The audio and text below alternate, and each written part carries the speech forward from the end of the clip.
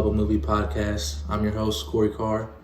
In today's video, we're going to be talking about the 2008 Marvel movie, Iron Man. In 2008, the MCU was started with the release of its first movie, Iron Man, in theaters worldwide. This movie tells the story of a genius and playboy named Tony Stark as he rises and falls to find his rightful place in the world. The thing I love about this movie is that it sets the tone for future superhero movies going forward. In 2008, we had two of the biggest movies ever to drop in that genre with Iron Man and Marvel. And you had The Dark Knight in DC. And The Dark Knight actually took home an Oscar that year with Heath Ledger winning for the Best Supporting Actor. And I think an argument can be made for Robert Downey Jr.'s performance in the first Iron Man for him to take home an award, or at least get nominated for Best Actor in that year's Oscars.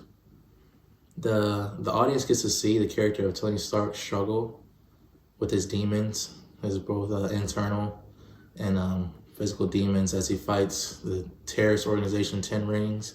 And he's also dealing with alcoholism, and you can see that weighing on him throughout the beginning of the movie heavily as he gets captured by this organization while he's drinking, doing a performance of weapons that he's selling to the bad guys outside of the country. And then he gets this epiphany later on as he escapes the cave that what he's doing is wrong and that he shouldn't be selling these weapons. He should be stopping these people, which essentially leads him to become the character Iron Man. And that's why I think this cast was done so great, because Robert Downey Jr. did a fantastic job. And at this time, he wasn't really a go-to actor anymore because of his problems off the screen with his own alcoholism, drug use, and he was actually breaking into people's houses at one point and sleeping in there because he was so intoxicated. But if you look at this movie, Jon Favreau and Kevin Feige, they trusted in Robert Downey Jr., which then in case the audience trusted in Robert Downey Jr., and he was able to put on a great performance as this character. And now the Iron Man character goes from a C-list comic book character, now he's an A-list movie star.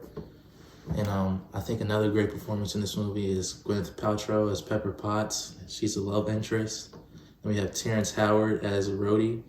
And this is his only performance in the role, as in Iron Man 2. That role goes to Don Cheadle because of, I believe it was contract disputes.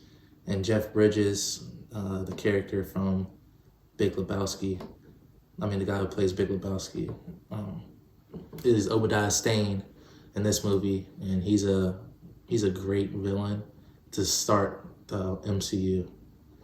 Overall, I would give this movie a 9 out of 10. It kickstarted the biggest cinematic franchise in history of movies. The action and CGI compared to other movies done before this, like the Sam Raimi Spider-Man trilogy, is way better, and it's way better than the Blade movies. And it just proved to be one of the best movies that year and set the tone for many things to come from this Marvel franchise. So yeah, thank you for joining, and we'll see you next time.